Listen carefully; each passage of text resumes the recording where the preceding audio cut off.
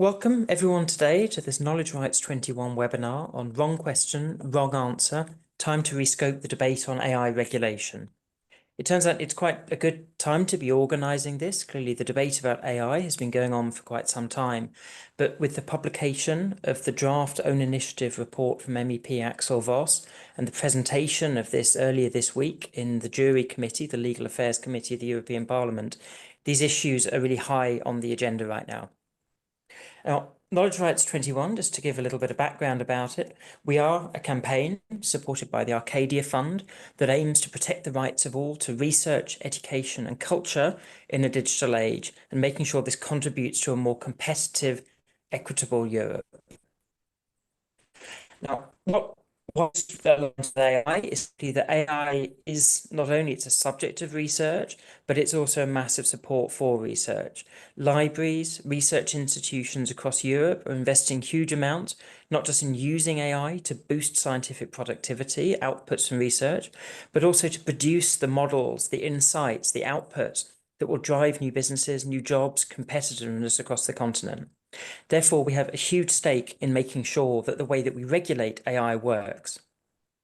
The concern, however, comes around how we're doing this, how are we scoping this debate, how are we framing the debate around AI regulation. Clearly, it's too late to say, do we actually need regulation? Do existing laws work? We have laws in place and doubtless we will have more. But then, and this is something that's really highlighted by the Voss report, we need to ask some serious questions about, is copyright the right tool? Are we focusing far too narrowly there? Is the implication in the Voss report that basically all that matters, the only sector affected by copyright being the entertainment and cultural industries, is that right as well? There's a real risk in rushing forwards, in pushing forwards legislation, in pushing forwards ideas, pre-legislative activities such as this report, that don't take this broader perspective, that don't look hard at what is best for Europe, not just what is best for one sector, that looks clearly at what are the right tools to achieve the goals we want to achieve, not just how can we use one particular tool. And so that's really what we're looking to do in this webinar today, to look at how can we rescope the debate around AI to make sure we really are supporting research outputs across Europe. So I'm really glad that we have an excellent panel here today. We have Bertin Martens from Bruegel. We have Ayesha Bhatti from the Centre for Data Innovation. We have Ben White from the University of Bournemouth and Knowledge Rights 21. And then as a sort of commentator, as a respondent, we have David Osimo from the Lisbon Council. So I'm very glad they were happy to make it this far into the summer. And we're going to start simply by some short pitches, presentation of each speaker's case. So with that, I'd like to hand over first of all to Bertin. Yeah, that's me. Do I have to say more about myself, or? Please do if you want. I was aiming to get into the discussions. Okay, I'm Bertin Martens. I'm an economist. I'm a senior research fellow at Bruegel, the economic policy think tank based here in Brussels.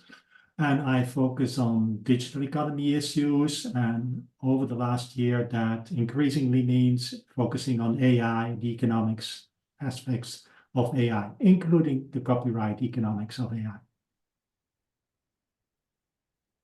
Thank you. And over to you to give your take and where you approach this issue from and the question that we've posed from. Yeah. Well, thanks, Stefan.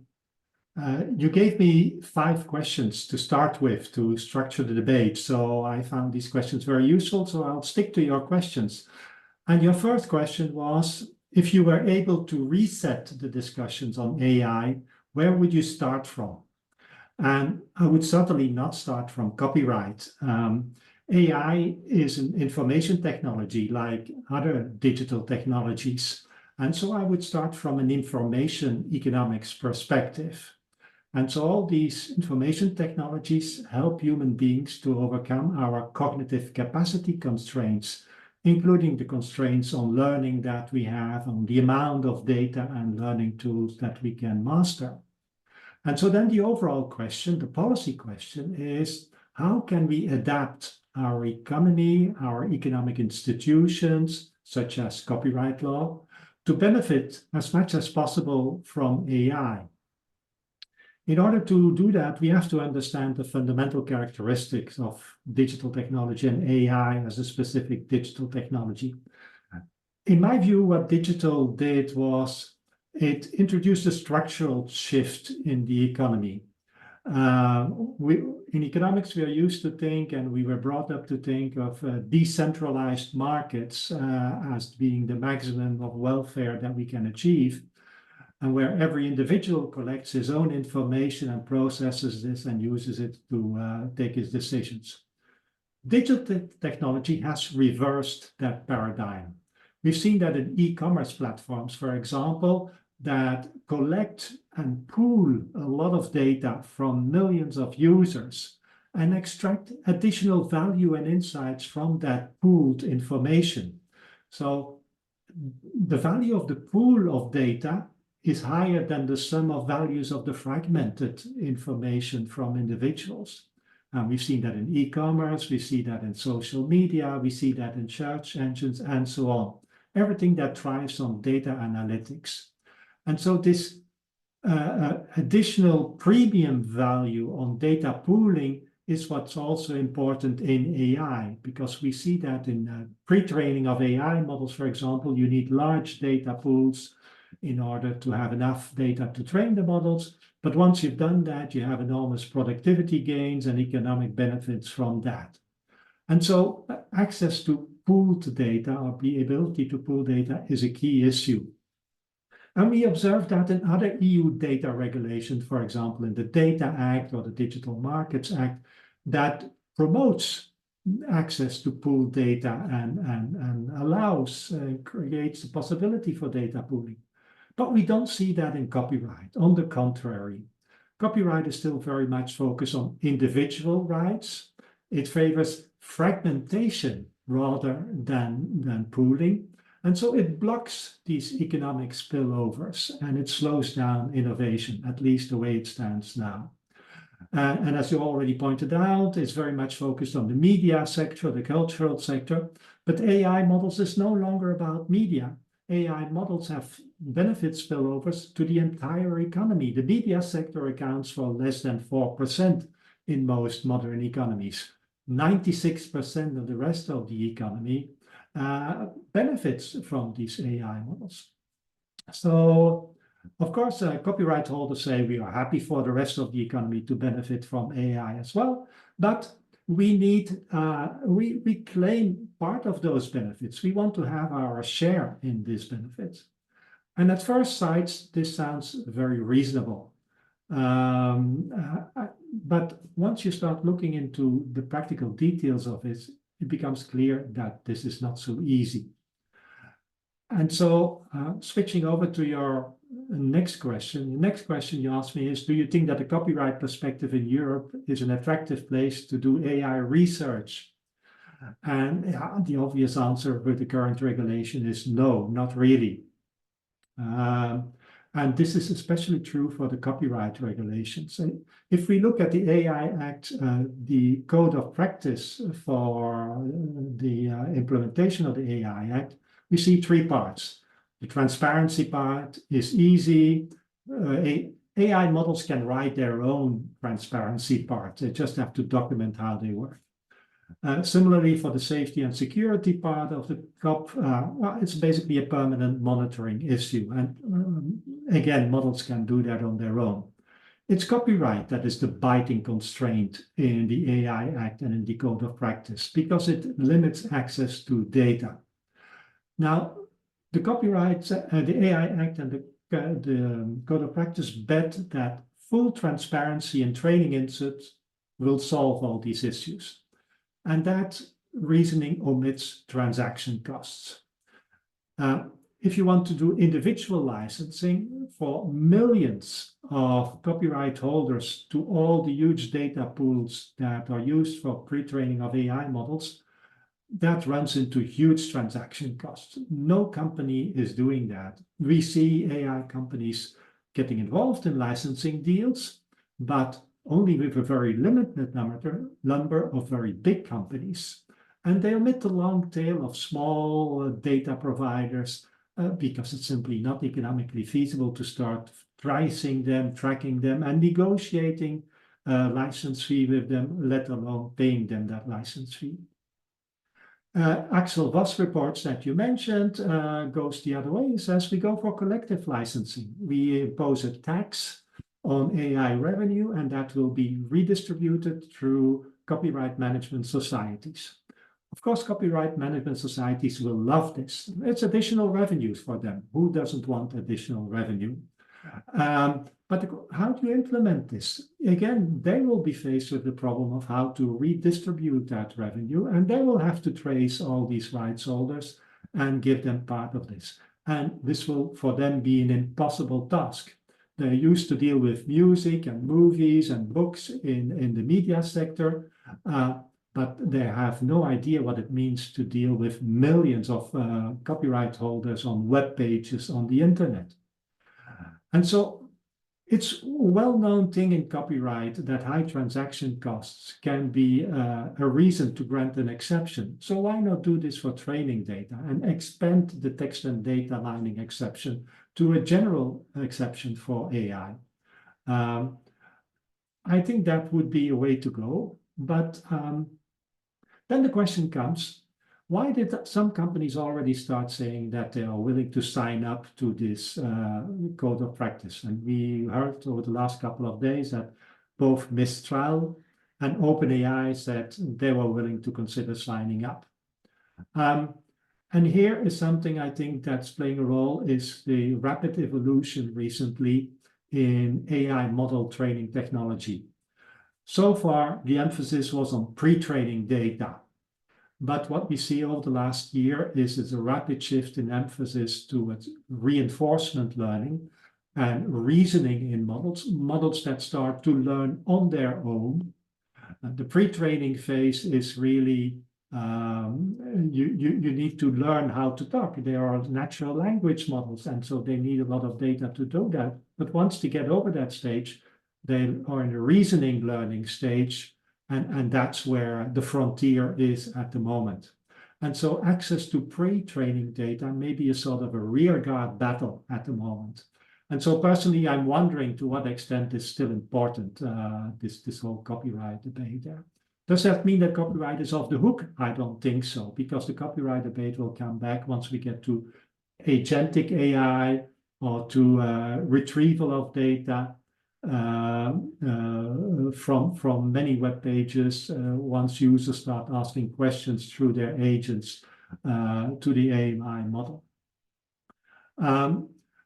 Personally, I think copyright should become more like patent rights. In patent rights, the patent owner still has an exclusive right on the commercialization, the commercial use of his patent, but patent rights also allow others to reproduce the invention, reproduce it for training and research reasons. And so if copyright would become to that, we will get closer to what in the US is called fair use and transformative use. You can use copyright protected data for training and research and for building your model, but you cannot reproduce through your model these training inputs. And so that's what we should try to aim for. You also asked the question. I think, actually, but Bertin, what I might do is you've already said quite a lot there, and I might leave the last three questions for discussion at the end in a sort of panel thing. But I think also because that was such a fascinating idea at the end of. So I don't know. Of course, you have the Berne Convention, which is easy to done, but for example, the Australian Productivity Commission has made similar recommendations, even outside of the AI context, about how you do copyright and actually rethinking it. So, and there was a lot in there, and I won't sort of try to paraphrase because I think it's also what David will do. What I will do is hand over the floor to Ayesha, just to give us a few introductory, to give some introductory words if you want to address those first two questions. But I think I can already see we're going to have a really good discussion once we've got through the introduction. So, Ayesha?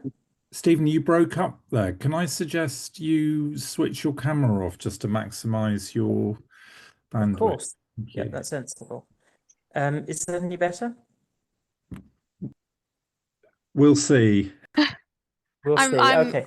yeah, So, happy to go for it. jump in, Stephen. Thank you so much for the introduction. Hello, everyone. My name is Ayesha. I work for the Centre for Data Innovation. We're a pro-innovation think tank advocating for policy that promotes data-driven innovation. And a large part of my role is really looking at AI policy across both the UK and EU. And I know today we'll probably touch more on the EU side, but I'm going to come in a bit more with the UK side because it's a very live and active issue at the moment.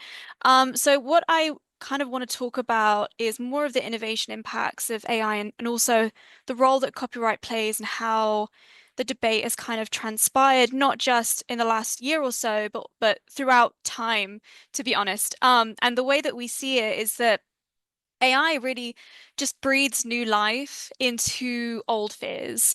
If we look at incumbent creators throughout the centuries, they have constantly pushed back on innovators. So, painters for photography, the press for radio, album sellers and musicians for streaming services. And in each of these cases, people that came out on top were the ones that embraced the challenger and embraced this new innovative technology. So, in the case of painters, they were actually able to extend their revenue by photographing their paint. And the press initially fought radio, but ended up buying radio stations. And I don't know if you remember Taylor Swift in 2014, very famously pulled all but one song from Spotify in protest of the streaming service. I believe as of May 2025, it's estimated that she's earned over 387 million.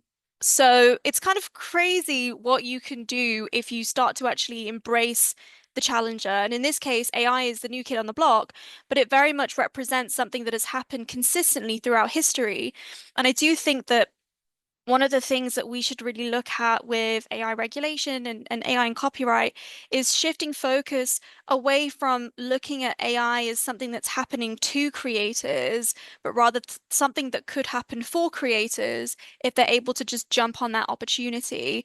And that really brings me to my next point, which is that copyright as a rule and as a set of rules has never been about protecting existing creators from new competition. It's very much about promoting innovation. And I truly believe that AI represents such an incredible opportunity to innovate at scale. And actually, that the creative sector should celebrate this new medium for creativity that actually makes it so much easier for creators to innovate and also crucially profit from as well. Now, from the UK position, AI training, frankly, is not happening in the UK, and this is relevant as I kind of um, expand on this point. AI training is not happening in the UK. It's happening very much outside of it, and a large part of it is happening in the United States because AI companies can rely on pro-innovation AI rules that allow them to engage in the activities that they need to build performant models. And specifically, what I'm talking about here is fair use that legitimizes AI companies' use of internet data to train their models. So already what we're seeing is a localization of innovation to places beyond the UK, and I think it's not unfair to say beyond the EU as well. I mean, there are a few instances with Mistral, Alfalfa, but even then, it's not clear to me that the training actually happens within the EU itself either. And a big question that is emerging, particularly in the UK, is that if the UK pursues this new agenda of AI growth zones, which is basically to build several hyperscalers and data centers across the UK, what's the point if AI companies aren't going to use them because the UK's rules don't actually allow for training in the first place? You know, the government wants to make the UK an AI maker, not an AI taker. How on earth are they going to actually achieve that if training doesn't even happen in the UK? And in many ways, unless the UK actually chooses to make it easier for AI companies to train here, it doesn't really matter what it decides to do from a global perspective because companies will simply continue to innovate outside of the UK. And a really good example of that is the Getty Images and Stability AI case. So Getty Images brought this case against Stability AI, which is a UK-based company, back in 2023, and it's been ongoing for 2 years.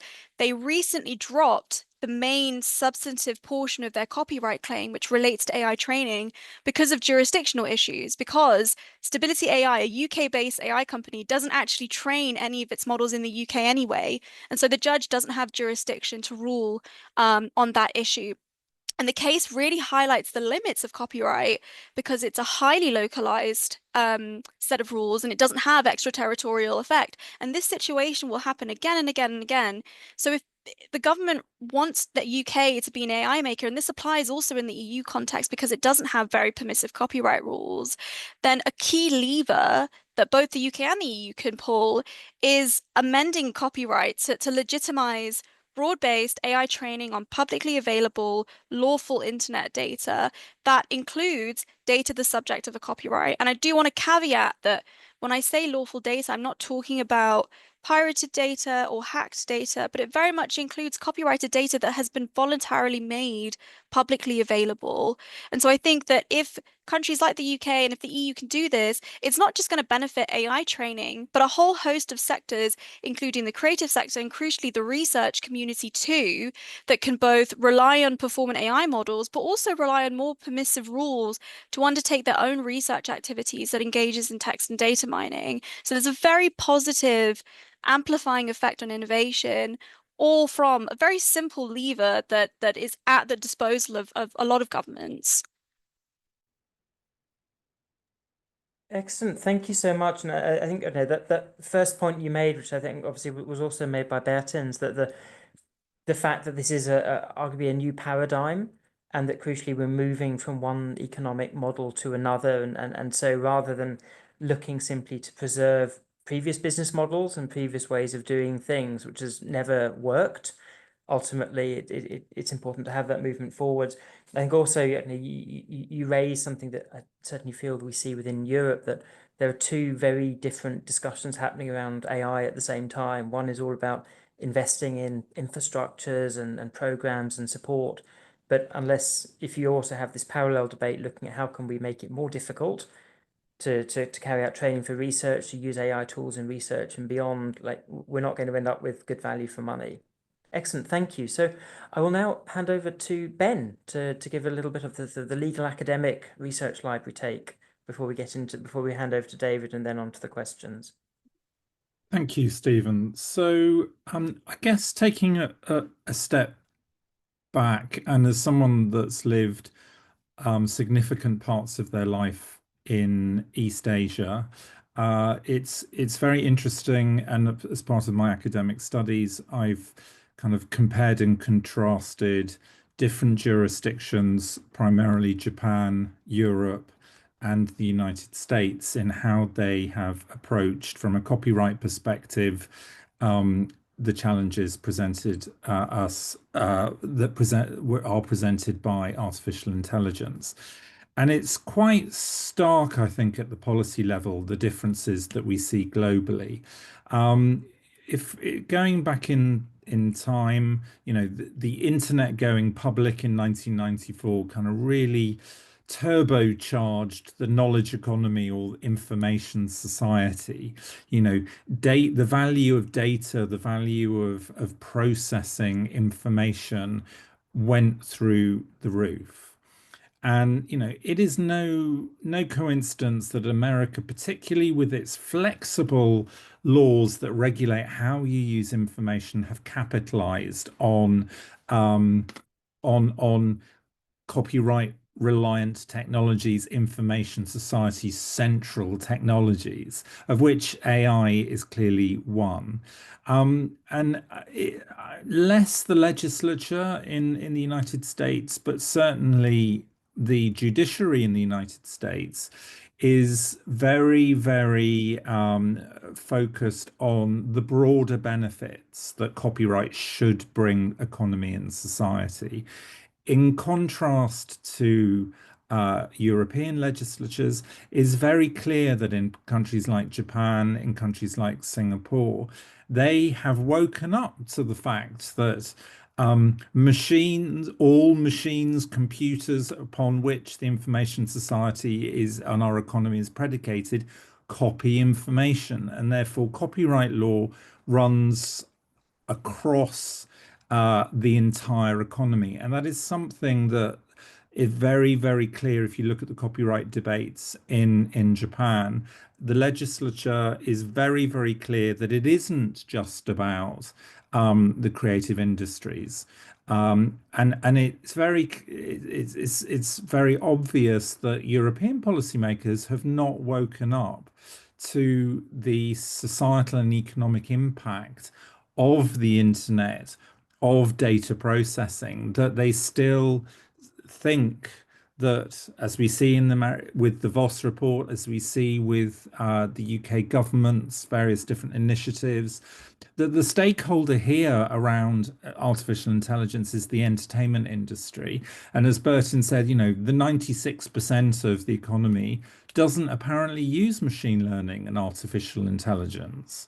So I think, and this isn't peculiar just to this debate, but obviously it's very important for this debate, given the economic and societal, medical, environmental significance of machine learning.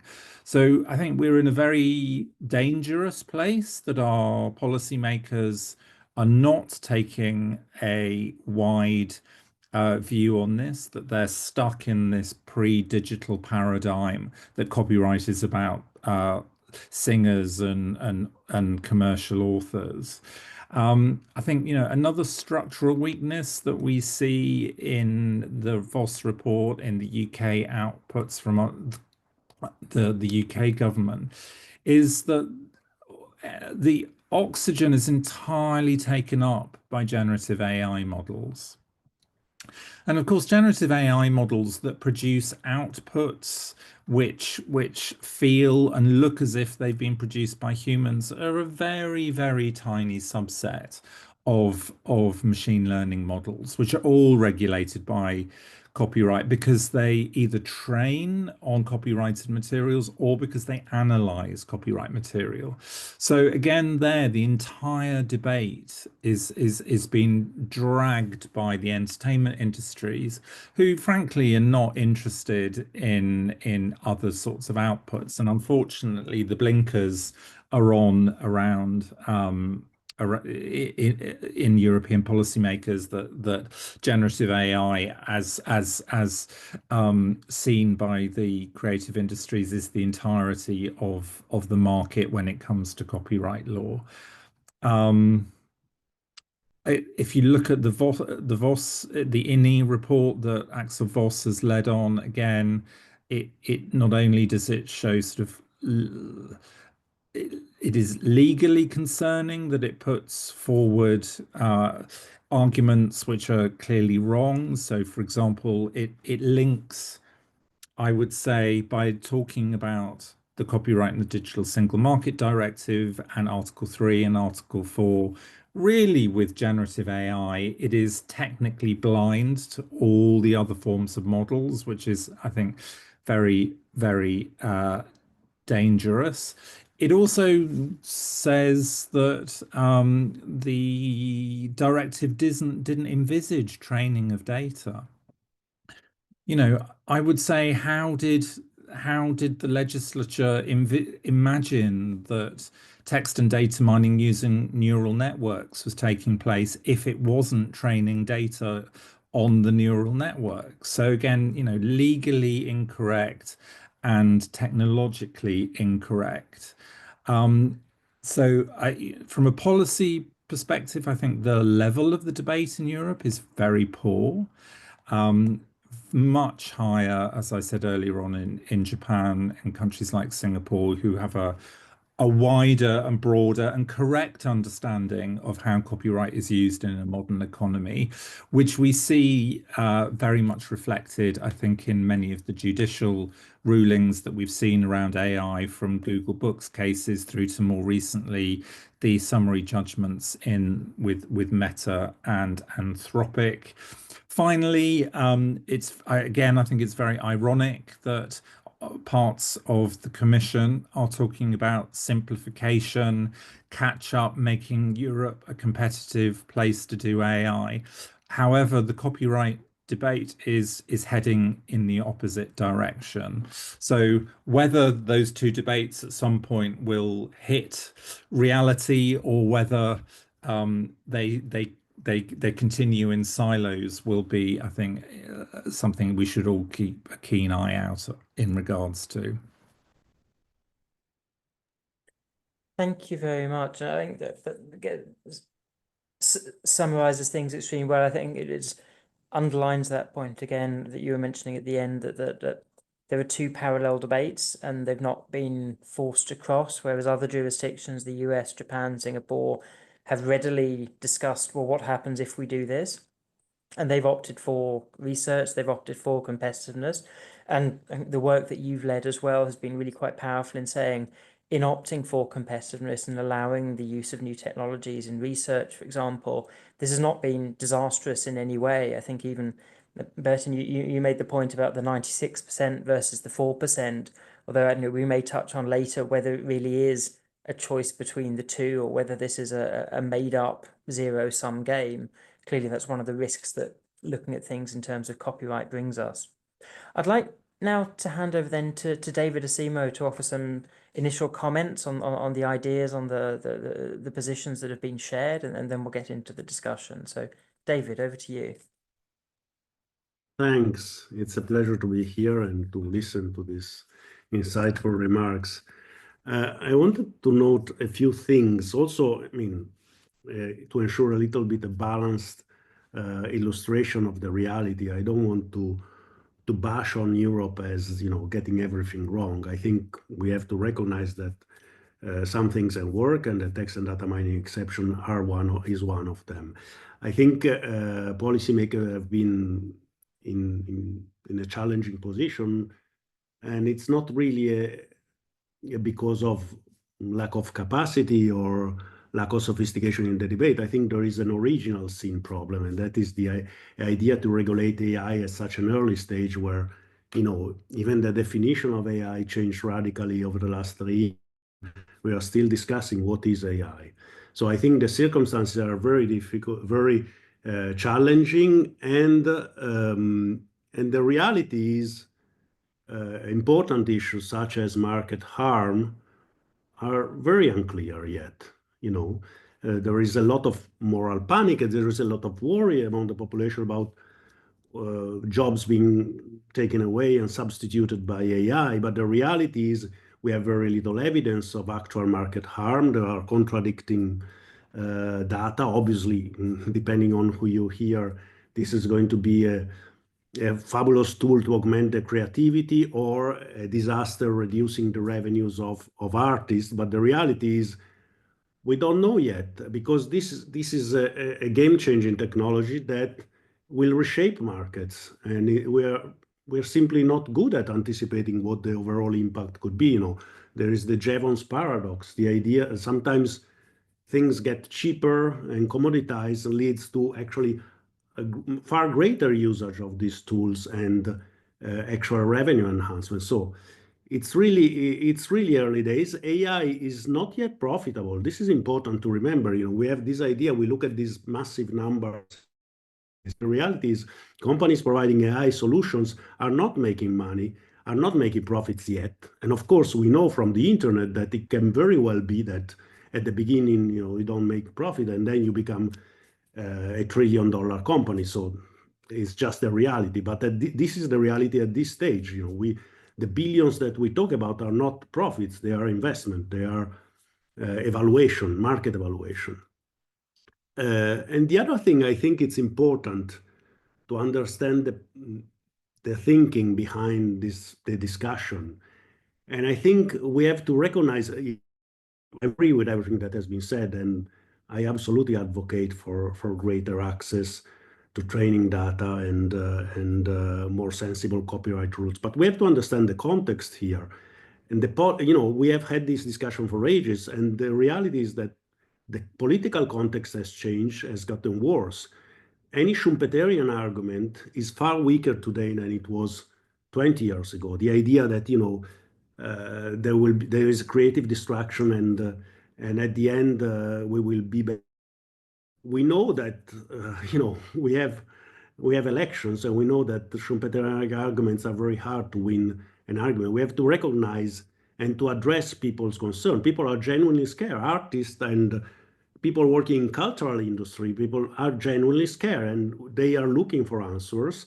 And we have to understand this. It's not just by saying at the end, the world will benefit, it's not a sufficiently strong argument to win the political discussion.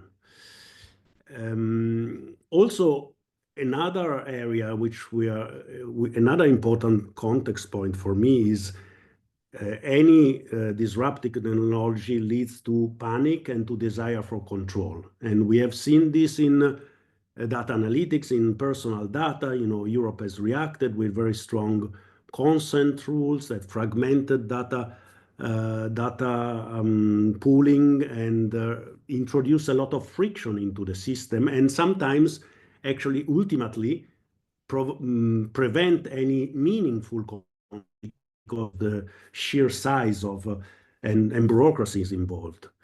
I think we are seeing the same mechanism at work right now on copyright. This idea that friction equals control, this idea that granular permission-based systems are those that guarantee empowerment of the individual. And this is a mistake, but again, the idea behind is this perception of losing control. And I think it's very important that we keep in mind these issues when addressing the topic, because we know, unfortunately, the world of today is not a world where being right is enough. Thank you. Thank you very much. And I think certainly echo that last point. I think that the advocacy machine that has been started up around this, just as was started up around value gap in the mid-2010s, is impressive. It makes very strong arguments. It clearly convinces a lot of people. But I think it's been a point that's sort of been echoed throughout, that clearly no one is coming into the AI debate with the desire to put musicians out of business or anything like that. I think it's almost the shift, and it's the old logic of protect the worker, not the job, which has been around for years and years and years. But how do you actually, building a system that allows people to thrive still, but still can question business models that stand in the way of moving forwards? So I think we will now get on to the discussion questions that we set down and that Bertin sort of started to explore. And I think that first one was around, well, if we were to reset the discussion on AI, where we'd start from. So, Bertin, you already mentioned that you wouldn't start from copyright, but you would rather start from the question of realizing that potential to overcome the limitations of what we can do individually, looking at that possibility to do things together to realize the potential of working at scale. I don't know if you wanted to add anything to that initial answer on the basis of what you've already heard. Yeah, indeed. So I think the essence of all digital technology, including AI, is to have access to as much as possible data and learning, data from which you can learn and derive insights that are valuable for society as a whole. For me, one of the most painful parts in the EU Code of Practice for the implementation of the AI Act is an article, a clause that says that data collecting crawlers on the internet should distinguish between search and AI models, and AI models that provide complete answers to consumers in response to their question, while search engines just give you a list of links to websites. And of course, the Code of Practice says copyright holders, if I run a website, I want my website to be discoverable in a search engine, and so crawlers can come to my website and collect my data and present that in a search engine. But if that same company that sends the crawler for search also uses an AI model, it cannot collect the same data and go and put this into the AI model. What that means for me is the Code of Practice is biased against human learning, because it makes it much more difficult for humans to learn. They'll have to go through the search engine and click on all the links to the websites and construct their own reply, rather than getting a ready-made reply, for example, in Google search, in overviews that we nowadays get in our Google search. And so this bias to hold down human learning really shows how reactionary, pre-digital this whole copyright setup is. Thank you, and I think as well, I know it's always a feeling as well. It's a right that has built business models upon it. There are business models, ways of working that exist only because of copyright. There are organizations that exist that function purely because of the existence of copyright, and that also tends to be it creates interest. It creates a way of doing things that doesn't necessarily favor innovation. Thank you. So, and Ayesha, over to you. Where would you start if you were to start afresh in talking Yeah, about AI? it's a really good question, actually. And I've sort of had a think myself, and I actually think that AI as a term has just become so charged, and it's such a charged issue area. But I actually think that at the moment, what we all kind of commit sin-wise is really overestimating its capabilities. And for a lot of people, like if we just take a step back from copyright and look at AI as this technology, for a lot of people, they're still trying to figure out how AI fits within their lives, whether it's like a student that wants to use it to help with an assignment, or a teacher that wants to build a lesson plan, or a business that wants to offer AI services, or even governments that want to deploy AI across the public sector. I think what I'd like to see first is a real assessment of what AI can do, but also what it can't do, and it's crucially its limitations, and then build policy around this assessment. Because especially in a lot of cases regarding governments, and I think both the UK and the EU have been guilty of doing this, treating AI as a silver bullet when actually a lot of basic digital transformation of services would probably go a lot further and for a lot cheaper too. So, in essence, yeah, going back to what can AI do generally, what can't it do? And in particular for individuals, what can AI do for me with specific use cases that I have in mind? And that goes to creators and researchers too. Answering these questions first, I think will help more people understand AI's capabilities, its limitations, and hopefully encourage both more use, but then safer use as well, because more people are aware of its limitations. And as a result, they'll feel more empowered and more bold to actually test out the technology and see how it might fit with what they want to do. Thank you. And I think also that point at the end is a really a powerful one that is always worth sort of reiterating, that I don't, no one is claiming that, as you say, no one's claimed that AI is perfect. No one is claiming that AI is always used responsibly in any way. That doesn't mean it's a copyright question. And to claim that copyright somehow guarantees safely is safety is it's a difficult logical argument to make. And I think also just the I think that this is the flaw. This is when all the advertising and the hype around AI clearly comes back to bite us, is that people actually end up believing it and leading to ways of regulating and ways of thinking that really actually aren't that helpful in the end. Ben, over to you. Where would you start if you were to start again? I think we've touched on it already.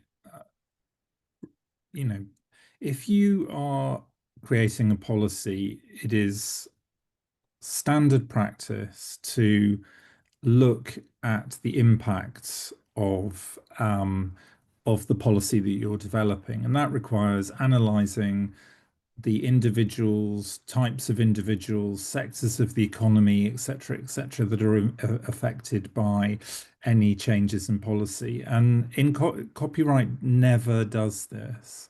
Copyright always starts from the perspective and ends from the perspective that it's only the creative industries and individual commercial creators who are affected by copyright policy. So really, we need to drag European copyright law into the 21st century and ensure that it starts analysis from, a standard policy analysis around sectors. I think one issue that I find from a European perspective very interesting that has not come to the fore at all, and I think for understandable reasons, is Europe is quite rightly very hot on good, high quality artificial intelligence, avoiding bias, etc., etc., etc. So the G7 also has put out positions around safe AI. This is a top priority of every Western government to ensure safe AI. And yet, as Knowledge Rights 21 has consistently highlighted, by having an opt-out system, you reduce the volume and the veracity, the right kinds of data that a model can train on. And that might not matter if you're developing a machine learning model that distinguishes hamsters from guinea pigs. That because there are enough images, thankfully, of hamsters and guinea pigs on the web that people won't opt out. But the high quality data, which as part of the EU AI action plan is very much at the forefront of one of the things that Europe needs to do in order to be competitive. We as KR21 are interested in maximizing access to the high quality data. And the high quality data will be overseen by in the publishing world, scientific, technical, medical publishers, newspaper industry, who will all opt out. And it is not possible to license at scale at all. I can tell you from decades of experience. So actually, what we're doing in Europe is building into European-based models bias, and we're building in poor predictive abilities, which is the antithesis of safe AI. So I think for understandable reasons, again, back to that first point, because copyright just affects the entertainment industries, but the whole issue around safe AI and the role that copyright plays in this is entirely absent from the debate. So again, I do think so. So again, I think it's follow standard impact assessment procedures, and in the case of AI, thinking about what results in good AI is something that it's not too late to start having those discussions and focusing on it, but something that should have been at the start. Excellent, thank you. And it's an important point actually, making at the end, it's not just that you do more copyright to ensure safety. Actually, it's copyright can actively work against safety in terms of if it reduces the quality of the actual outcomes. And being ready to call out the sort of potential disingenuousness of that as an argument that somehow we will, through copyright, achieve all these things that actually maybe other tools, if we see those, if they're legitimate goals, other tools may be better suited for. David, over to you. I know you see Lisbon Council's done a huge amount of work around this. My magic wand, Conclusion. if I could go back in time. For me, I was thinking about it and tried to have a very complex answer, but it's very simple. I would not have an horizontal instrument on AI. I would go sectoral and vertical and adopt sectoral regulation. I think the majority of problems we have with the AI Act and with the AI other interventions are due to the fact that it's just too big to bite. The discussion is any single stakeholder in the discussion has a completely different background, approaches this discussion, and we have heard it today. I mean, creative industry versus research, but also, the problems of musicians are not the problems of filmmakers, and the mechanisms in place for musicians and the relation with technology and the maturity of the instruments at disposal to deal with, for instance, technology changes so much. I mean, the notion of risk in the AI Act is very use case based and should be use case based and should not ever be defined as a checklist in an annex saying what is high risk. it's much more granular. And I think the combination of being early and horizontal is the main problem we are facing. I would, and that's why they go together, go sector-based and go little by little where there you see already application where you see clear risks. It's just, otherwise, it's just too big to handle. Thank you. And I guess so it's also one of the challenges that we see in the application of copyright here is that is also by its nature a horizontal tool. It does not distinguish. The incredibly broad definition of what falls under copyright means that even if, and obviously we clearly hear this from the sorts of organizations that have fed into the Axel Voss report, that they don't want to harm research. But of course, if you insist on copyright as a tool, that's ultimately where you're going.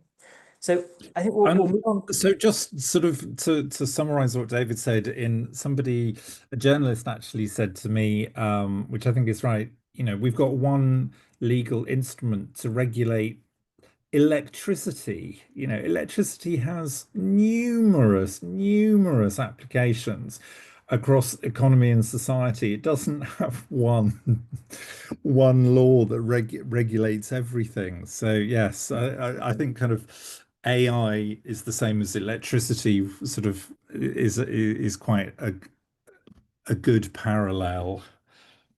It does make for a much shorter title for legislation, though, if you can just stick that there. Let's move on to the next question, which again, but Bertin, you kindly already sort of talked about on the questions that we believe should be in focus and what solutions could work. And so you highlighted, for example, the changing nature of AI, the sort of evolving models, the way it works, but also also how we can I'll let you build on what you said earlier. So my door's just been pushed open. Okay. Yes, so what are the real questions here and what are the solutions that could help here?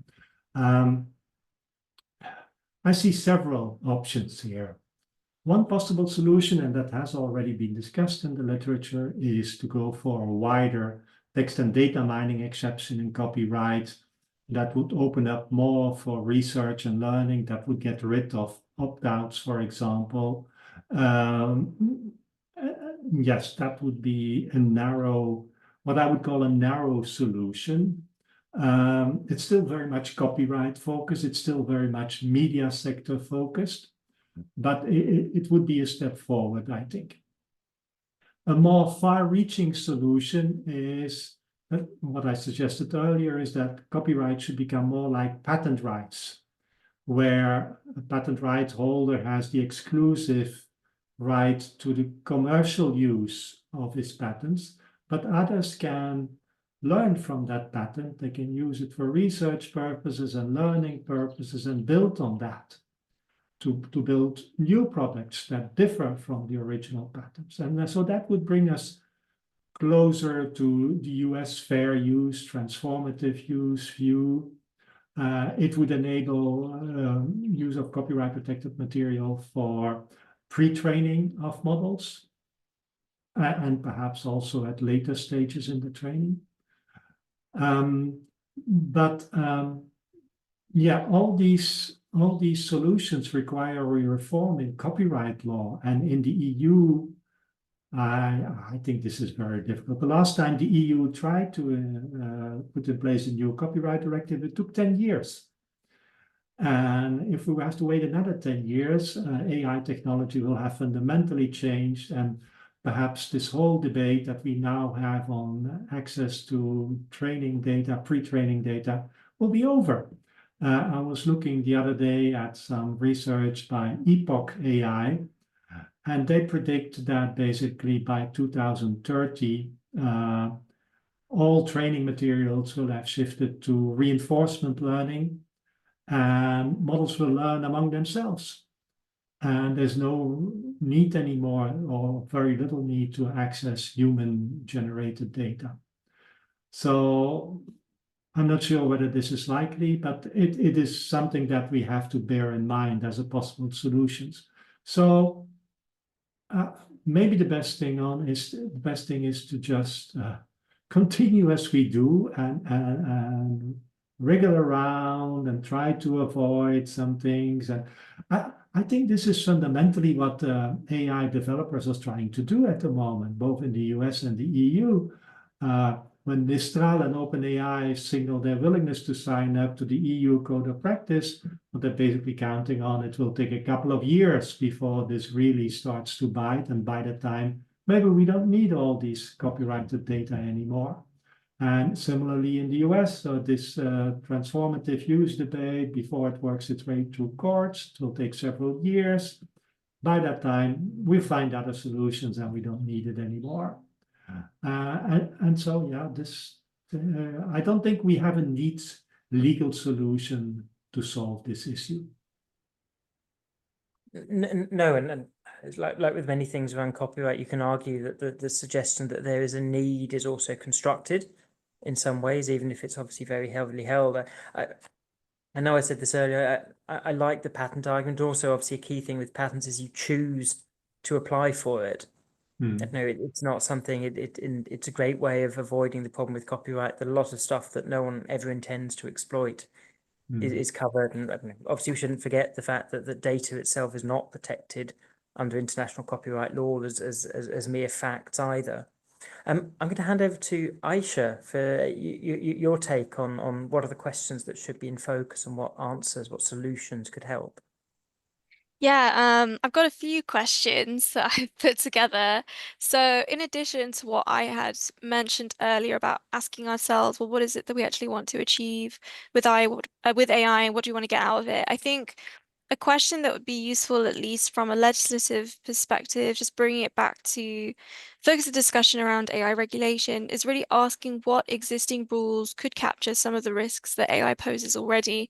Now, in the EU, obviously, we've moved quite a bit beyond that, but certainly in the UK and other jurisdictions, that remains an open question, one that I think is very useful in terms of then producing some future legislation. For example, anti-discrimination laws. You know, in the UK, we have the Equality Act, and we have these laws that protect against discrimination, and it focuses on the outcome, not the methodology. So whether or not you use AI, if discrimination happens, you have these laws in place that you can rely on to protect you.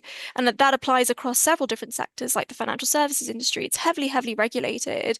And I suspect that in a lot of cases, AI would quite easily fit into those pre-existing regulations. So I think that asking ourselves, what are the current legislative gaps that warrant a specific AI regulation would help keep any future regulation very tightly scoped and focused to filling the gap and filling any potential market failures that currently exist. And to that end, I would also highlight that something that we've already kind of touched upon, which is that copyright is just not the solution to all the problems that we're talking about. You know, many creators have consistently been concerned about a loss of revenue or a loss of audience, but these concerns are not new and they've been around for centuries. And having strict copyright rules, it might protect the status quo for now, but it won't help them in the long run because AI is here. It is already operating. And as you mentioned, copyright law, it's not international. It applies in a jurisdictional specific basis. So any specific protection, at least like in the UK context, it's only going to work for creators that bring lawsuits against companies that train in the UK, which are not many, if any. And instead, it's actually going to massively hinder UK AI innovation and any other jurisdiction that operates with very non-permissive copyright rules. The second question that I think would be useful to ask, and this kind of pulls into what Ben had mentioned about researchers being often forgotten from the conversation, is to really cast a wide net around who is going to be affected by potential changes. Because I think the press, musicians, digital artists have all captured the imagination of a lot of people in the AI and copyright debate, but hardly anyone knows about the role that copyright has consistently played in advancing research and innovation in that capacity. So asking ourselves, who else might be affected by this potential change? And then the final question is one that, again, I would really like to refocus the debate around, which is how can creators benefit from AI as well? Because it isn't a zero-sum game, and comparing the 4% with the 96%, at the end of the day, like there is an opportunity for creators to also benefit quite massively from AI, and we're already seeing this. So with Shutterstock, for example, they now sell multimodal data sets to AI companies using a whole host of Shutterstock data. That is, to me, fantastic. That's a great way to pivot and to take advantage of what AI presents. YouTubers are selling unused, unpublished video data because they recognize how useful it is for AI companies to have new, different, offline, but very highly valuable data. And I actually think a broad TDM would make the case for those sorts of deals coming through more because it gives AI companies a competitive edge to have exclusive offline data that is not derived from the internet. So those are the sort of questions and solutions that I'm thinking about at the moment. Thank you, and I think that I think we made the point a few times that one about copyright is not the only solution, that often rules may be there, and obviously I think there's a probably deliberately confusing thing in the Voss report where it confuses the direct competition between AI outputs and specific creative outputs, which obviously is covered by copyright law, but then it sort of expands out and talks more about competition to markets as a whole, which is slippery at best, and there is an existing solution for probably the legitimate one. Maybe the other ones are different. Maybe the other one's different, and of course, yes, that point about there are models for making the most of copyright. This doesn't take away from people's ability to sell their works originally, the things that humans are actually enjoying and benefiting from, and also then expand their markets by also being able to sell to AI companies which don't have access otherwise. So there's potential in there. Ben, over to you.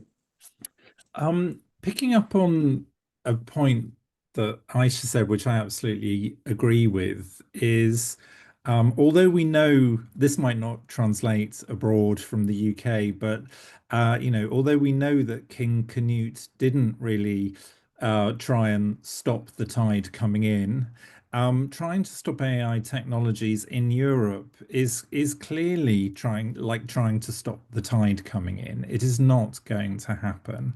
I think, what we have to recognize, and again, going back to that point about safe AI, competitive AI, is that it is in everybody's interests to have as high performing machine learning models as possible. And that requires as much access to data as possible. So what we should be doing is we should be maximizing what machine learning models can analyze and train on. And certainly in Europe, having an open information regime, building on the increasing open nature of neural network models started by DeepSeek, of course. So in Europe, I believe we can make some catch up, maybe sectoral catch up, with a combination of more open data regimes, with more open software, open weight kind of regimes. So there is a possibility, I think, of some forms of catch up. So, the issue then becomes, okay, so downstream. So nobody is harmed by training of stuff in machine learning models that nobody can access and nobody can see. So upstream, we should maximize inputs and then regulate outputs as we do. Copyright regulates its intent, its focus. What it does well is regulate what is called substantial similarity. So if the output is substantially similar to the input, that requires a license and authorization. Data protection law, poorly regulates the use of personal data, but if there is a breach coming from the AI, we have different laws to regulate the different problems that arise. So the question then is, how do you maximize input data? Well, I personally believe that Europe should have European fair use. So as we see across multiple increasing numbers of rulings now, that actually training data is fair use, as long as open question as we've seen in the Anthropic case, does training on pirated material contravene fair use? I think that will develop over time. By requiring lawful access, that does require an income stream back to people. But what I'm against is relicensing of material that you already have lawful access to, because that creates bias, it creates inefficiency, and is something that other jurisdictions simply don't require. So having something like fair use or the non-enjoyment exceptions like we see in Japan would facilitate maximizing what you can train and analyze, and then downstream regulating outputs. We can achieve that if copyright law is the right mechanism through a mandatory license. So you can train on what you want, but money has to be paid. No opt-outs, because opt-outs cause bias and poor models. Of course, we don't have to use copyright at all. You can use taxes, you can use levy systems, and that is a way of funneling that could be used as a way of funneling money back to individual creators. And I think that's why the copyright industries, the intermediaries, are focused on copyright, is because they are the ones that will benefit from any licenses. It isn't going to be the individual creators, because what each individual creator would get back is 0.0000, to the power of 101 euro cents. Absolutely nothing. But actually, through other systems where the money is streamed, like a tax or levies or something, that they can go into cultural funds. And I think that's what we're talking about, actually, from a cultural perspective. How do we support these individuals to continue to produce art and creativity? Thank you. I think that's a point. I know that's something. It's a question that's certainly kicking around in the debate around the Ross report, is that actually the equity issues of what's going on. And so I think you cover both points, both on the side of creators, and will actually the model that's being proposed benefit them, or will it just simply end up with a sort of long tail effect where a few larger players receive the most because they're the most contactable, they're the best able to actually extract revenues, whereas actually the long tail of other users get nothing. But I think also that point you made about, I don't know, how do we build on the open nature of AI, develop European potential? A crucial part of that, of course, is that Europe has this very strong basic research infrastructure that really should be mobilized, and that right now finds it far more difficult than it should, due to uncertainty, due to changing laws, especially due to uncertainty about the potential to work with others in order to train AI. So I think both, how can we, it's underlining that risk that the copyright leads to a situation that neither benefits smaller AI creators, smaller companies, but in particular research institutions, but also how is it the right way to support creators? David, over to you. Yes, briefly, because we are wrapping up. Yeah. My key question is, how do we maximize adoption of AI? And not focus on general purpose AI models, but really the adoption at large scale by researchers, by companies. And I think that here the focus should be really on implementation and narrative, and making compliance as automatic and easy as possible, and removing fear. So there is, just like for GDPR, the actual implementation went far beyond what the law says, and because of the fear surrounding, touching personal data, we know in research and outside research. And I feel we are going to face similar. We are already, actually, I know we are already facing this in AI. For instance, researcher holding off on publishing weights and models because of the fear of compliance with the legislation, which is not yet in place. So I think there should be a clear priority to favor adoption, and this means European Commission should assume the burden of explaining, of making compliance as easy as possible for adopters of AI, and making this as automatic and as certain as possible, and reducing this this panic. You know, we deal with complex systems. It's not that you write a law and then you implement it and that's it. Universities have governance systems, and what you would want is you don't want to empower the lawyers of the university to block innovation happening in university. You need to empower the researchers to win the argument against the lawyer and to like, no, this is compliant, to be able to overcome the bottlenecks, because there are plenty of bottlenecks, you know, the European innovation paradox and so on. It's not like we have too much innovation coming to the market. Inside the university, the governance system is very complex. Risk avoidance is a real thing in Europe in general. So we have to deal with this and minimize the, how would I say, the side effects of regulation that are often linked, you know, not to the law, but to the narrative that surrounds it. The narrative about safety, about piracy, about copyrights. And we need to to have a good narrative and a good way to explain how to comply with the law. Thank you. I think that point at the end is really powerful. I think I mentioned earlier that a lot of ideas around copyright are constructed, and certainly that idea that it's a high risk thing, that if you step out of line, you will get sued. That is a narrative that supports one particular interest group.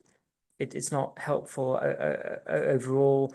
And certainly in the case of text and data mining, even under Article 3, where research institutions are able to carry out text and data mining, we are seeing rights holders try to offer contracts saying, no, you can't.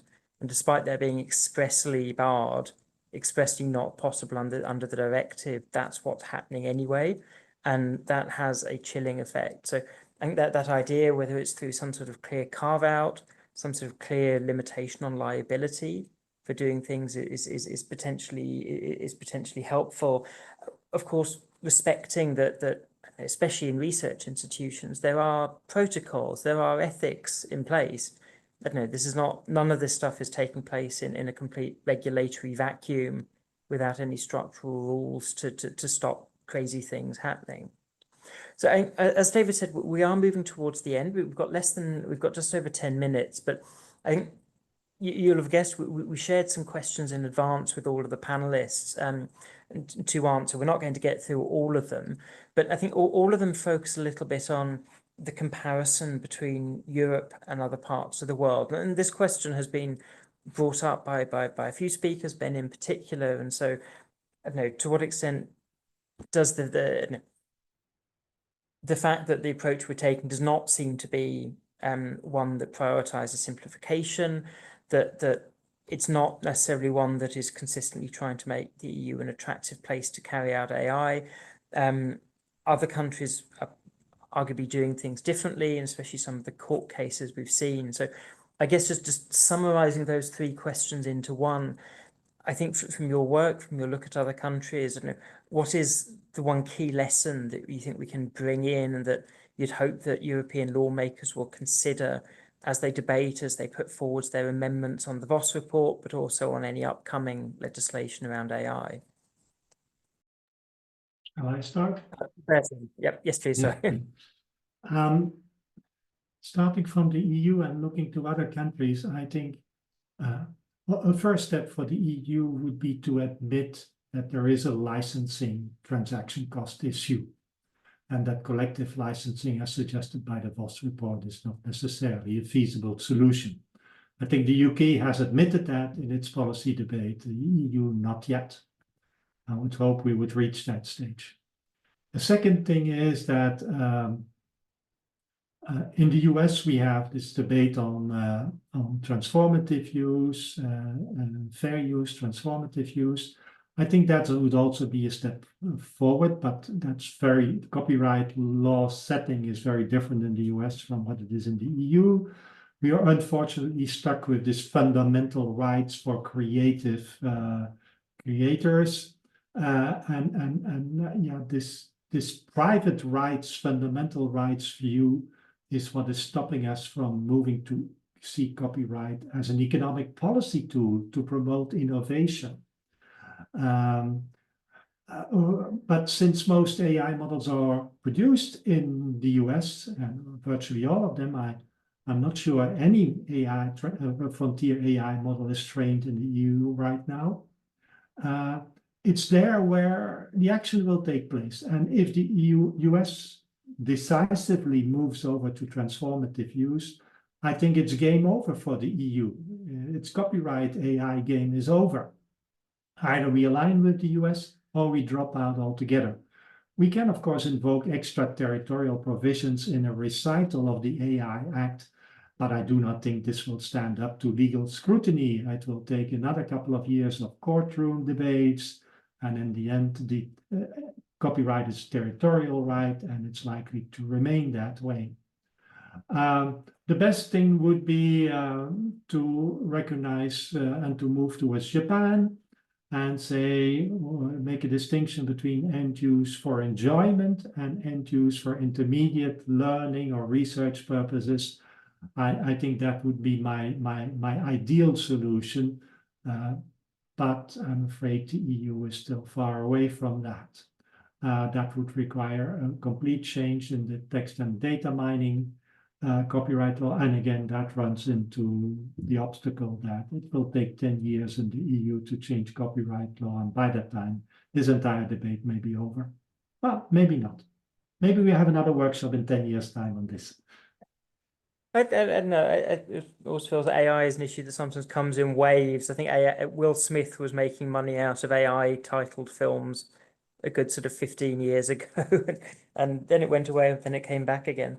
I think that the point about rights is an interesting one, and I don't know, it's a piece of work we're wanting to do, but there's a useful point in the Advocate General's opinion on Pelham 2 that makes it very clear that once you're talking about corporate copyrights, once the rights are signed away to a business, they're not human rights anymore because they don't belong to a human. I think there's also an argument at the Universal Convention from the Convention on Right at the UN level that underlines what sort of human right can you sell for money, and makes that pretty fundamental point that it's not, I don't know, an intellectual property right. If it's something that you can sell, it's not really a human right. That's not really in the nature of human rights per se. So I don't know, I think especially with that Pelham 2 Advocate General's opinion, there's some interesting things to explore. I should hand over to Ayesha. Yeah, What can we well, learn from this?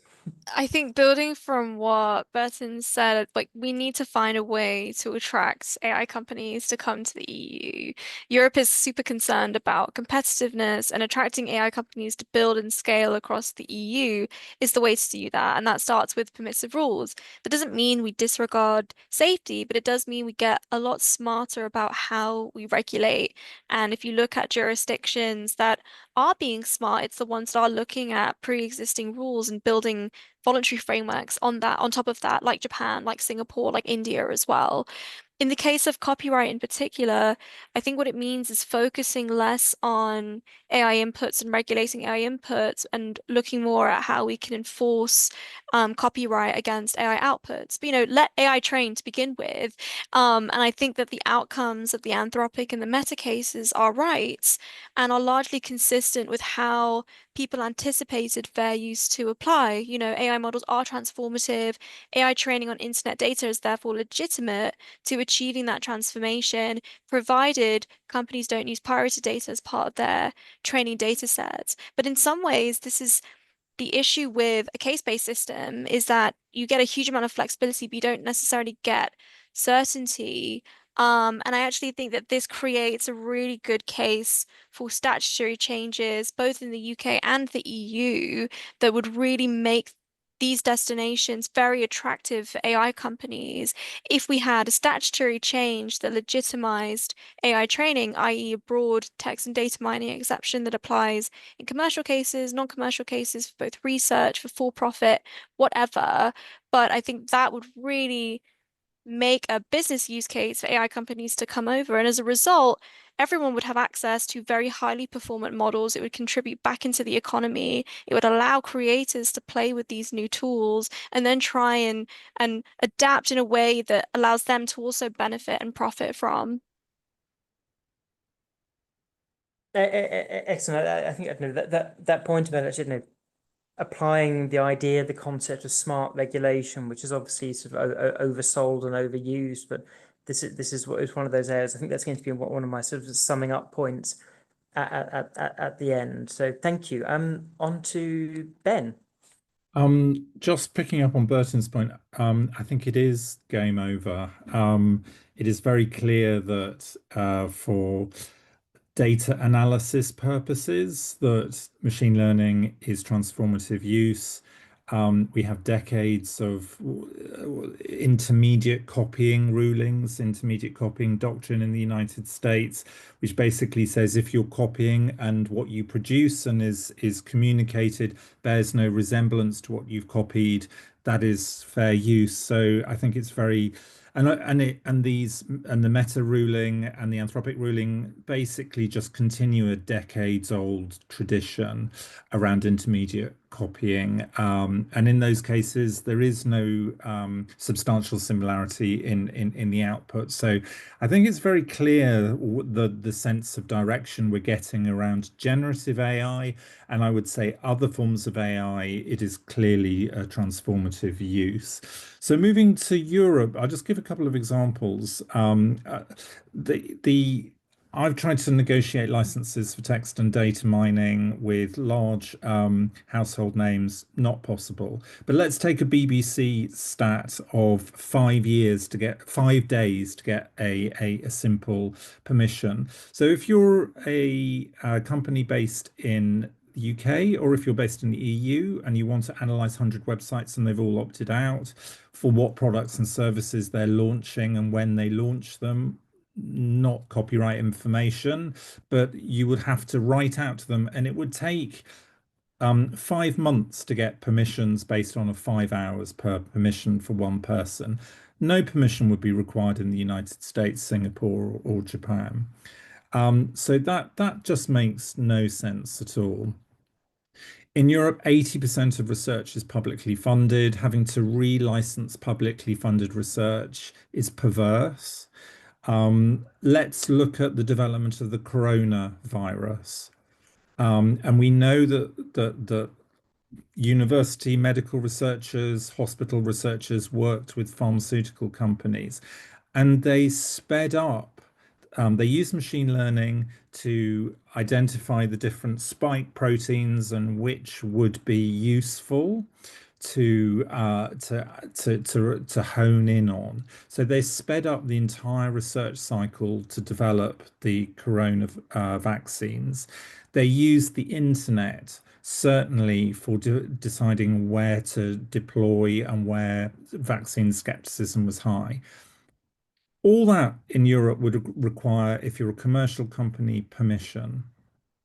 Or, as we saw with AstraZeneca and University of Oxford, if that was all done by Oxford and they wanted to share the data as you normally would with AstraZeneca, that would require permissions from hundreds of intermediaries, website owners, scientific publishers, etc., etc. Again, perverse.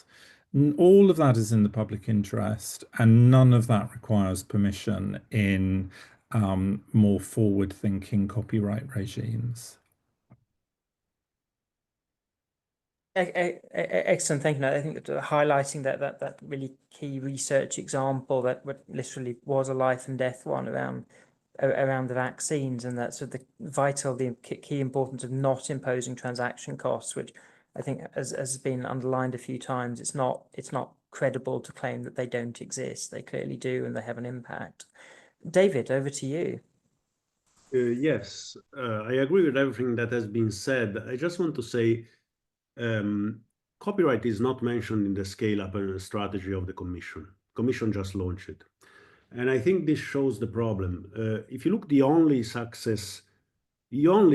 innovation success and competitive success of Europe globally of the last, 20 years is fintech.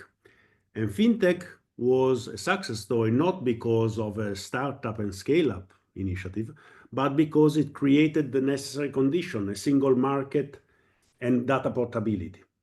What I mean is competitive companies come not from a big European incubator, but from structural condition. It's crucial to get this structural condition right.